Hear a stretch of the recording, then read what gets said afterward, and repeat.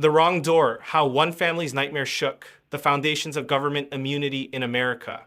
Imagine you are fast asleep at home. The world outside is silent, and your family rests peacefully. Suddenly, without warning, the sound of splintering wood tears through the night. Your front door explodes inward. Bright flashes of light blind you. Explosions echo inside your house. Armed men in black rush in, shouting commands, dragging you to the ground, forcing you into handcuffs. You hear your wife screaming and see your child crying in terror as strangers point rifles at them. Then, within moments, everything stops. The officers realize they made a mistake. They attacked the wrong home. And when you try to seek justice, the government calmly tells you that you have no right to sue, that they cannot be held responsible for what they did to your family. This horrifying story is not a movie plot or a scene from a dystopian novel. It is the true experience of a family in suburban Atlanta, Georgia, and it led to one of the most important Supreme Court rulings in recent years, Martin v. United States. The case exposes a dark truth about how government power can sometimes operate without accountability, and how ordinary citizens must fight, often for years, to demand justice from the very institutions that are supposed to protect them. In 2017, an FBI agent named Lawrence Guerrera led a pre-dawn raid on a house believed to be the hiding place of dangerous gang members. The mission was supposed to be precise and coordinated. The target address was clearly listed in the operations documents, but Guerrera decided to use his own personal GPS device instead of the official system. That small act of convenience turned into a catastrophic mistake. The coordinates led his team to a completely different home, the home of Katrina Martin, her boyfriend, and her 7-year-old son. Without hesitation, the agents broke down the door, threw flashbang grenades, and stormed inside. They handcuffed the man, dragged Katrina out of bed, and pointed guns at her half-dressed body while her child cried in fear. Only after they began searching the house did one of the agents notice an envelope on the table with a different address. That was when they realized the unthinkable had happened. They had invaded the wrong home. The emotional damage was immediate and profound. The family's sense of safety was destroyed. The memory of that morning would follow them for years. But what came next was almost more shocking than the raid itself. When the family decided to sue the government for its mistake, the federal authorities responded that they could not be held liable. They argued that the FBI and its agents were protected under the law from being sued for such actions. This argument was based on a complex legal doctrine called the Federal Tort Claims Act, or FTCA. The FTCA is a law that, in theory, allows citizens to sue the federal government when government employees commit wrongful acts while performing their official duties. However, the FTCA comes with long lists of exceptions, situations where the government is immune from lawsuits. Two of these exceptions became central to the Martin case. The first is the intentional tort exception, which protects the government from being sued for deliberate actions like assault, battery, false arrest, or malicious prosecution. The second is the discretionary function exception, which shields officials from liability when their actions involve judgment or decision-making. Essentially, if an official makes a decision that can be described as discretionary, even if it leads to disaster, the government often cannot be sued. The FBI argued that the use of a personal GPS fell under this discretionary protection. They claimed that Agent Guerrera made a judgment call in choosing his navigation method, and that therefore, the entire raid was protected from legal consequences. To the average citizen, this might sound absurd. How could a mistake so reckless, storming the wrong home, be excused as a matter of discretion? Yet, in the complex world of American law, such technicalities have allowed countless cases of government overreach to go unpunished. The family's lawsuit was first heard in a federal district court in Georgia. The court sided with the government, agreeing that the FBI was immune from responsibility. The family appealed to the 11th Circuit Court of Appeals, hoping for a different outcome. But the appellate judges also ruled in favor of the government, repeating the same reasoning that the FTCA exceptions shielded the FBI. At this point, most people would have given up. After all, Few citizens have the strength, money, or patience to fight the US government in court. But Katrina Martin and her family refused to accept defeat. They took their case all the way to the highest court in the nation, the Supreme Court of the United States. When the Supreme Court agreed to hear the case, legal experts across the country took notice. It was rare for the court to accept such a case, and even rarer for all 9 justices to agree on a single issue. But that is exactly what happened.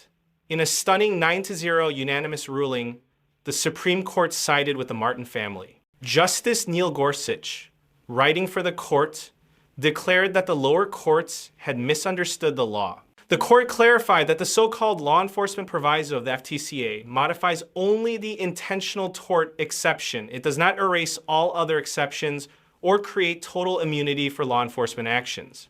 In simple terms, this means that federal agents cannot automatically hide behind discretion to escape accountability when they violate citizens' rights. The decision did not immediately grant the family financial compensation or final victory, but it reopened the door for justice.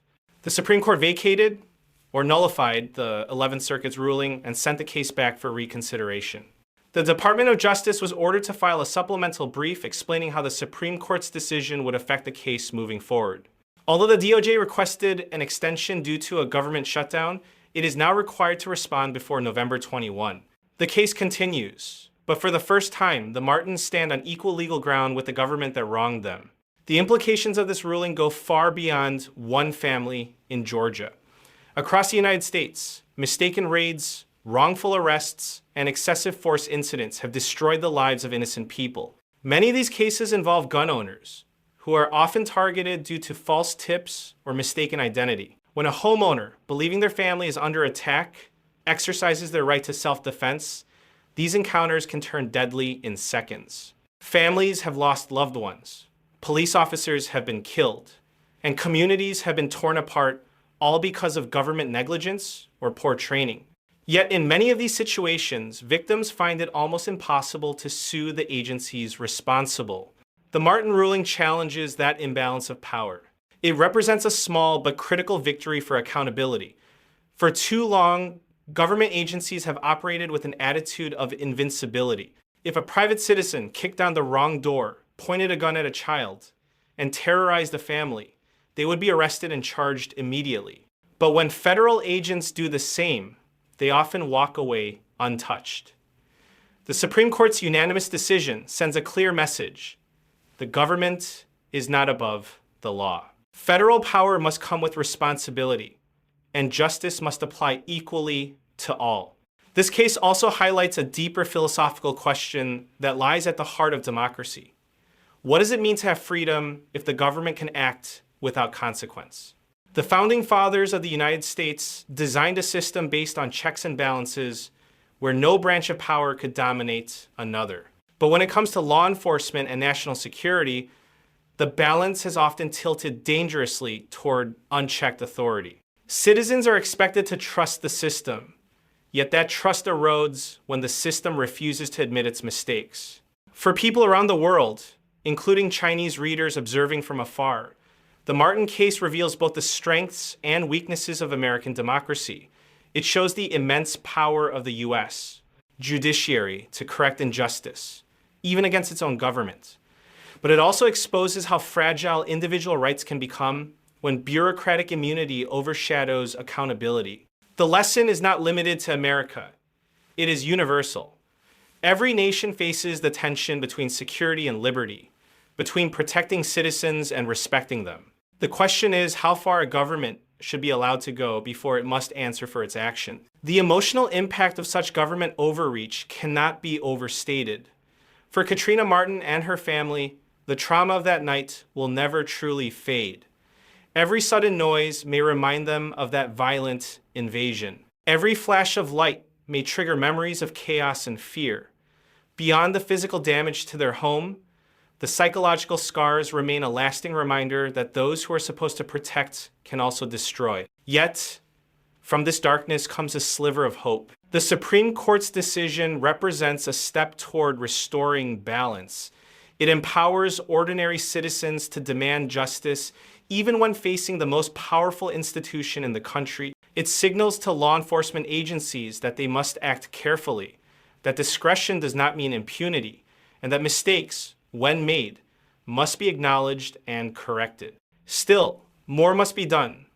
Legal scholars suggest several solutions to prevent such tragedies from repeating. First, law enforcement agencies should implement stricter protocols for verifying addresses and intelligence before raids. Technology should never replace double-checking human judgment. Second, officers must receive better training on accountability and civil rights, understanding that their badges do not grant unlimited authority. Third, Congress should review and clarify the exceptions within the FTCA, ensuring that they cannot be twisted into shields for government negligence. Lastly, public awareness is essential. The more citizens understand their rights and the limits of government power, the harder it becomes for institutions to abuse those powers in silence. The Martin case is a story of tragedy, courage, and slow justice. It began with a door being broken and a family being shattered, but it may end with a legal precedent that protects thousands of others. It reminds us that freedom is not something granted once and kept forever. It must be defended constantly, sometimes even against the very hands that claim to safeguard it. When the Supreme Court ruled 9-0 in favor of the Martins, it sent a powerful signal, not just across the United States, but to the entire world. Accountability is not optional. The government must answer for its actions, even when those actions come wrapped in the authority of law enforcement. This ruling may not erase the trauma of that night, but it restores a piece of faith in justice. It proves that even when power tries to hide behind legal walls, truth and persistence can break through. The story of Martin v. United States will continue to unfold in the courts. The DOJ will file its response, the 11th Circuit will reconsider its ruling, and the family will keep fighting. But no matter how the next chapter ends, this case will stand as a warning, a reminder that unchecked power, no matter how noble its intentions, can lead to devastating consequences. It shows that vigilance, transparency, and courage are the true guardians of a free society. As citizens, whether in America, China, or anywhere else, we must remember the lesson of this case. Power must always be watched. Authority must always be questioned. Justice must always remain within reach of the ordinary person. Because once fear replaces accountability, freedom becomes an illusion. And once the door to your home can be broken by mistake, it is not only the wood that shatters it, it is the very trust that holds a nation together.